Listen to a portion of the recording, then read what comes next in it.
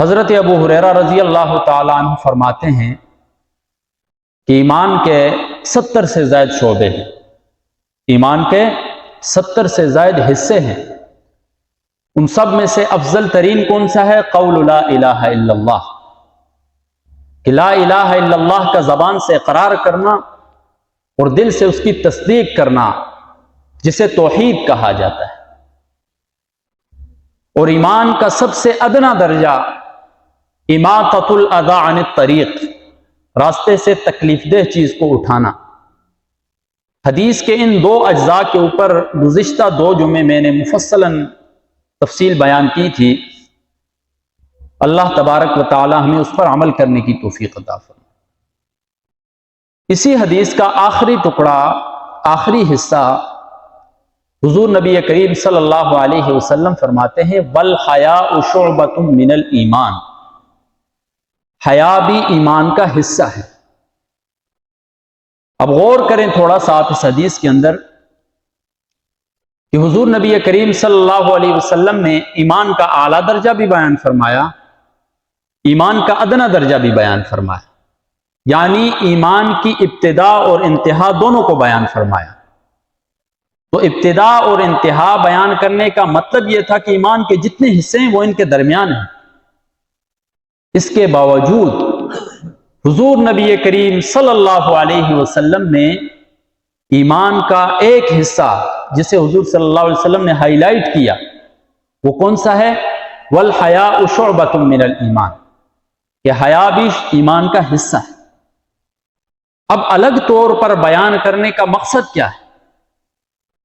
ایمان کے اس حصے کو الگ طور پر بیان کرنے کا مقصد یہ ہے کہ اگر کسی شخص کے اندر حیا باقی ہے،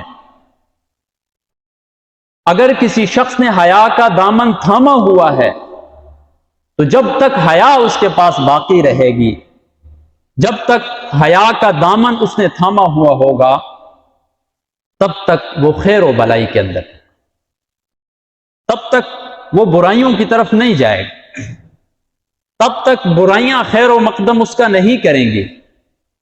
لیکن جب حیا جیسا قیمتی اثاثہ اس سے چھوٹ جائے گا، جب حیا جیسی عظیم ترین نعمت اس سے دستبردار ہو جائے گی، تو پھر وہ شخص جو ہے گناہوں کی طرف جائے گا، وہ گناہوں کے سیلاب کے اندر غرق ہو جائے گا، اس کی طرف برائیاں امڑ آئیں گی، مسلسل وہ برائیوں کے اندر دھستا جائے گا۔ کیوں؟ اس نے جو عظیم ترین نعمت تھی اللہ تبارک و تعالیٰ کی، جو کہ حیا، اس کا دامن چھوڑ دیا۔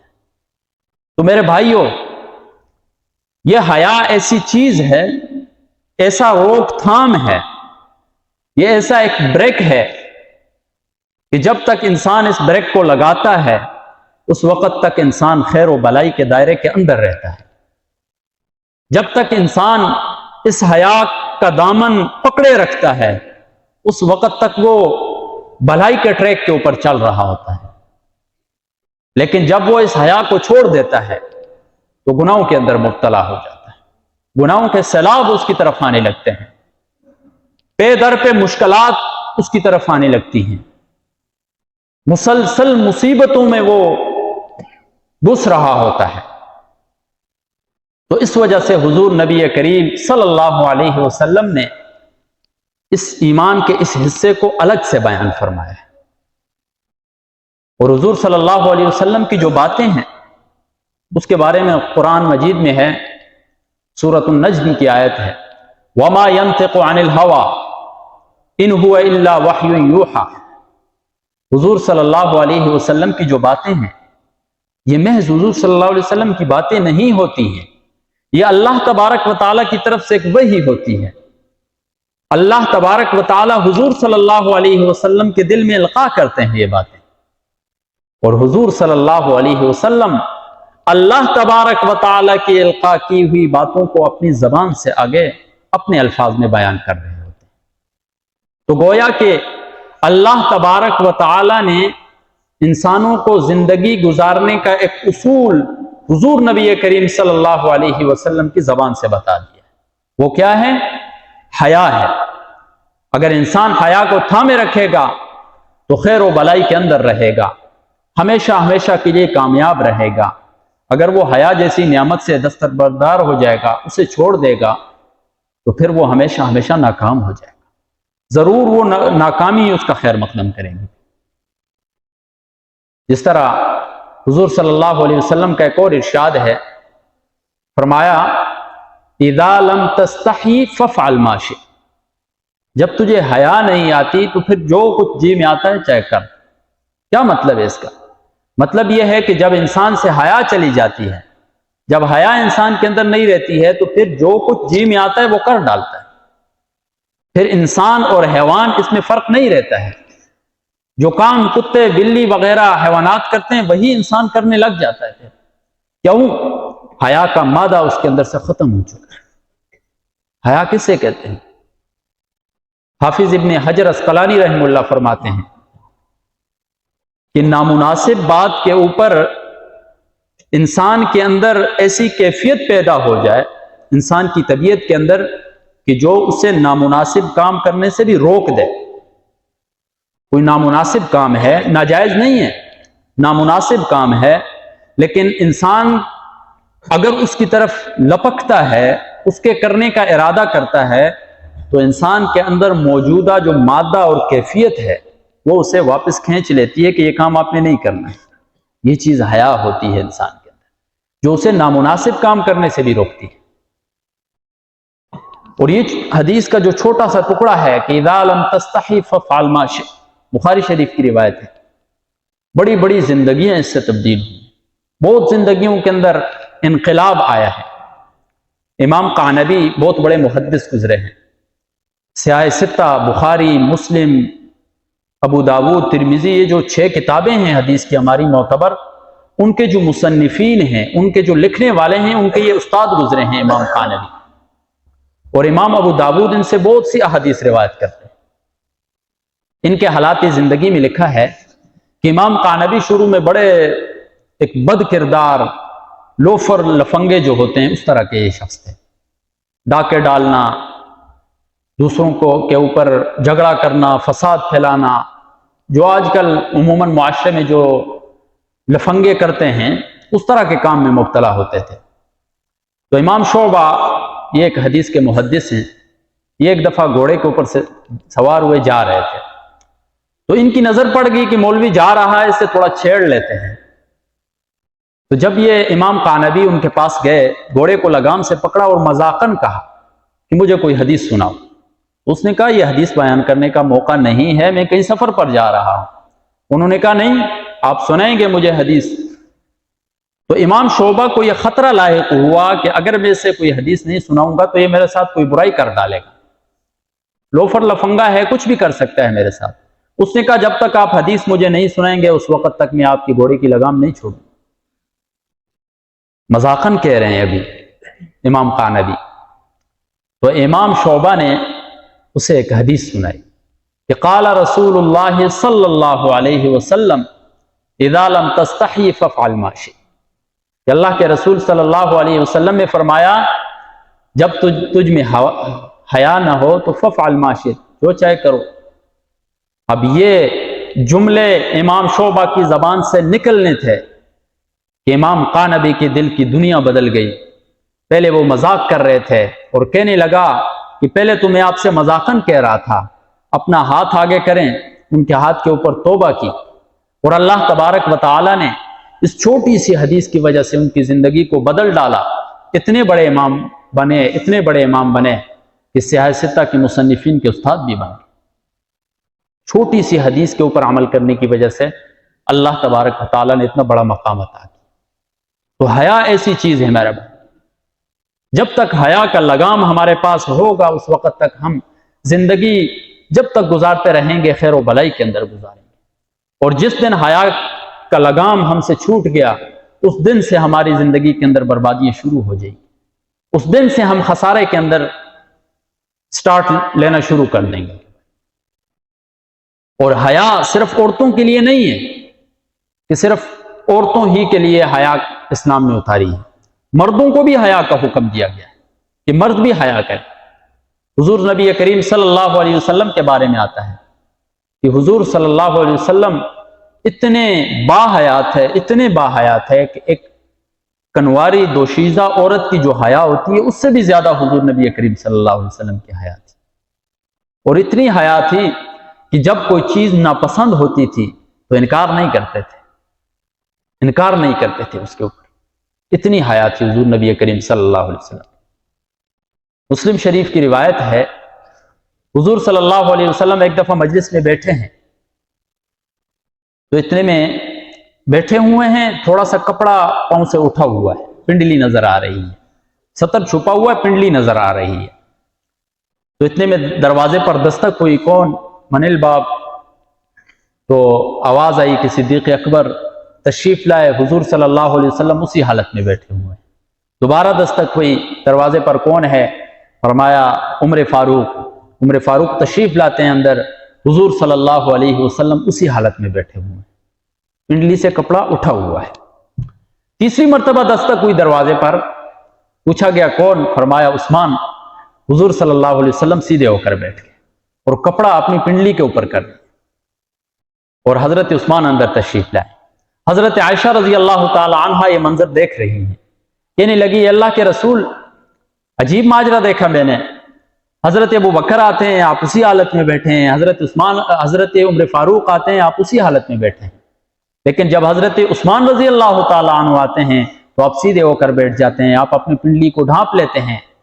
فرمایا اے عائشہ، میں اس شخص سے کیوں حیا نہ کروں جس سے فرشتے بھی حیا کرتے ہیں؟ حیا کے پیکر تھے حضرت عثمان رضی اللہ تعالی عنہ، جن کے بارے میں کہا جاتا ہے کہ کامل الحیاء والایمان۔ حضرت عثمان وہ ہیں جن کا ایمان بھی کامل ہے، جن کی حیا بھی کامل، جو غسل کرتے ہوئے بھی اپنے آپ کو سمیٹتے تھے، پھر بھی ان کے دل میں اللہ تبارک و تعالیٰ کا خوف ہوتا تھا، اتنی حیا کہ جہاں پر کوئی نہیں دیکھ رہا ہے پھر بھی وہ حیا کر رہے۔ ایک صحابیہ کے بارے میں آتا ہے کہ اس نے اپنے 2 بیٹے حضور صلی اللہ علیہ وسلم کے ساتھ جہاد میں بھیج دیے، تقریباً غزوہ احد تھا یا کوئی اور غزوہ تھا۔ خبر آئی کہ آپ کا ایک بیٹا شہید ہو گیا، اور شہادت کی خبر سن کر بڑا صدمہ لاحق ہوتا ہے۔ تو جب بھی غم لاحق ہوتا تھا، مصیبت لاحق ہوتی تھی اس دور میں، تو ایک ہی سہارا ہوتا تھا، وہ سرکار دو عالم صلی اللہ علیہ وسلم کہ صحابہ کرام ان کی خدمت اقدس میں جایا کرتے تھے۔ تو وہ عورت بھی اٹھی اور حضور نبی کریم صلی اللہ علیہ وسلم کے پاس چلی گئی۔ تو ایک صحابی نے پوچھا کہ آپ کا بیٹا شہید ہوا ہے، اس کے باوجود آپ نے اتنی بڑی چادر اوڑھی ہوئی ہے کہ صرف آپ کی آنکھیں نظر آ رہی ہیں، باقی کچھ نظر نہیں آ رہا۔ تو عجیب جملہ ارشاد فرمایا اس صحابیہ نے، کہنے لگی کہ مجھ سے میرا بیٹا گیا ہے، حیا تو نہیں گئی ہے مجھ سے، میرا بیٹا اللہ تبارک و تعالیٰ نے لے لیا ہے، میری حیا تو ابھی تک اللہ تبارک و تعالیٰ نے نہیں لی مجھ سے۔ تو اگر میرا بیٹا چلا گیا ہے تو اس کا مطلب یہ نہیں ہے میں حیا کا دامن بھی چھوڑ دوں۔ اس طرح کی عورتیں ہوا کرتی تھی، اس طرح حیا کو تھاما جاتا تھا، اس طرح حیا کے کام کیے جاتے تھے میرے بھائی۔ حضور صلی اللہ علیہ وسلم فرماتے ہیں کہ جب اللہ تبارک و تعالیٰ کسی بندے کو ہلاک کرنا چاہتا ہے تو اس سے شرم و حیا چھین لیتا ہے۔ آج ہم اپنی زندگیوں میں دیکھیں کہ ہم بربادیوں کی طرف کیوں جا رہے ہیں، دن بدن ہمارے اوپر زوال کیوں آ رہا ہے۔ حضور صلی اللہ علیہ وسلم راستے سے گزر رہے ہیں، ایک انصاری اپنے بھائی کو نصیحت کر رہا ہے شرم و حیا کے بارے میں کہ بہت شرماتا ہے۔ حضور صلی اللہ علیہ وسلم نے فرمایا کہ اسے مت نصیحت کرو، فإن الحیاء من الایمان، اس لیے کہ حیا تو ایمان کا حصہ ہے۔ جس شخص کے اندر ایمان ہوگا اس کے اندر حیا ہوگا، جس کا ایمان جتنا مضبوط ہوگا اس کے اندر اتنی مضبوط اور قوی حیا ہوگی، جس کے اندر کمزور ایمان ہوگا اس کی حیا بھی کمزور ہوگی۔ اسی طرح ایک دفعہ حضور نبی کریم صلی اللہ علیہ وسلم صحابہ سے مخاطب ہوئے اور کہنے لگے کہ اللہ تبارک و تعالیٰ سے حیا کرو ایسی جیسا کہ اس سے حیا کرنے کا حق ہے۔ صحابہ کرام رضوان اللہ تعالی علیہم اجمعین نے فرمایا کہ الحمدللہ ہم اللہ تبارک و تعالیٰ سے حیا کرتے ہیں۔ حضور صلی اللہ علیہ وسلم نے فرمایا کہ آپ نے حیا کا مفہوم بہت محدود لے لیا ہے، مطلب حیا کا بہت بڑا مفہوم ہے، آپ نے بہت محدود مفہوم سمجھا ہوا ہے۔ حضور صلی اللہ علیہ وسلم نے فرمایا کہ اللہ تبارک و تعالی سے حیا کا حق یہ ہے کہ سر اور سر کے اندر جو کچھ افکار خیالات چل رہے ہیں اس کی نگرانی کرو، پیٹ اور پیٹ کے اندر جو چیز ہے اس کی نگرانی کرو، موت اور موت کے بعد والی زندگی کو یاد کرو۔ جو شخص ان چیزوں پر عمل کرے گا حقیقت میں وہ اللہ تبارک و تعالی سے حیا کرنے والا ہوگا۔ کیا مطلب ہے اس حدیث کا؟ سر اور سر کے اندر جو چیزیں ہیں ان کی نگرانی کرو، اپنے خیالات، اپنے افکار، اپنے عقائد جو ہیں وہ درست رکھو، کسی کے بارے میں برا مت سوچو، کسی کے ساتھ برائی کا ارادہ نہ رکھو، کسی کے لیے دل میں حسد نہ رکھو، کسی کے لیے بغض نہ رکھو۔ اللہ تبارک و تعالی نے جو دین اسلام نازل کیا اس پر عمل کرو۔ یہ ہے اللہ تبارک و تعالی سے حیا کرنا۔ اور پیٹ کے اندر جو پیٹ جن چیزوں سے بھرا ہوا ہے ان کی نگرانی کرو۔ اس کا کیا مطلب ہے؟ اللہ تبارک و تعالی نے جن چیزوں کو حلال کیا ہے ان کو کھاؤ، ان کو استعمال کرو۔ اس پیٹ کے اندر وہ لقمہ جائے جو حلال ہو، اور اس پیٹ کو ان چیزوں سے روکو، ان چیزوں سے بچاؤ جن چیزوں سے اللہ تبارک و تعالی نے منع کیا ہے، جو چیزیں اللہ تبارک و تعالی نے حرام کی۔ اور موت کے بعد کی زندگی کو یاد کرو۔ اللہ تبارک و تعالی سے حقیقی حیا اس طرح ہوتی ہے۔ آج ہم حیا کے دعوے تو کرتے ہیں، آج ہم وہ کام جو مخلوق کے سامنے کرنے سے ہم شرماتے ہیں اللہ تبارک و تعالیٰ کے سامنے کرتے ہوئے ہم نہیں شرماتے میرے بھائی۔ اتنے ہم بھول چکے ہیں حیا کو۔ آج ہم اپنی زندگیوں کا مطالعہ کریں، آج ہم اپنا خاندانی نظام دیکھیں، آج ہم بازاروں کا دورہ کریں کہ بازاروں کے اندر کیسے شرم و حیا کا جنازہ نکل رہا ہے، بازاروں کے اندر کیسے شرم و حیا کو تار تار کیا جا رہا ہے میرے بھائیوں۔ ایسی فحاشی عریانی کا سیلاب آیا ہوا ہے کہ فرشتے بھی دیکھ کر شرما جاتے ہیں۔ آج مسجدیں خالی ہیں، بازار بھرے ہوئے ہیں میرے بھائی۔ اور خاندانی نظام میں ہم دیکھیں کہ وہ باپ اور بیٹی بیٹھ کر حیا سوز فلمیں دیکھیں، جسے دیکھ کر زمین و آسمان تو کانپے گی۔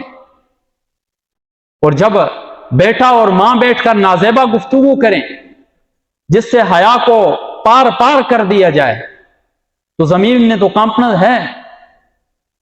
آج ہم نے محمد الرسول اللہ صلی اللہ علیہ وسلم کی بتائی ہوئی تہذیب کو چھوڑ دیا ہے اور مغربی تہذیب کے اوپر پیچھے ہم پڑے ہوئے ہیں۔ کسی دوسرے کے اوپر انگلی اٹھانے کی ضرورت نہیں ہے، ہر بندہ اپنی طرف دیکھے کہ میں کتنا حضور نبی کریم صلی اللہ علیہ وسلم کے بتائے ہوئے طریقوں کے مطابق زندگی گزار رہا۔ پھر اپنی تاریخ کا بھی مطالعہ کریں۔ علامہ اقبال بہت بڑے مفکر تھے، بہت بڑے فلسفی تھے، ان کے اشعار بھی بڑے مدبرانہ ہوتے تھے، لیکن ان کے خطبات بھی بڑے اعلیٰ ہوتے تھے۔ ان کا ایک خطبہ ہے، اس میں وہ مغربی تہذیب اور مشرقی تہذیب کا تقابل کرتے ہیں۔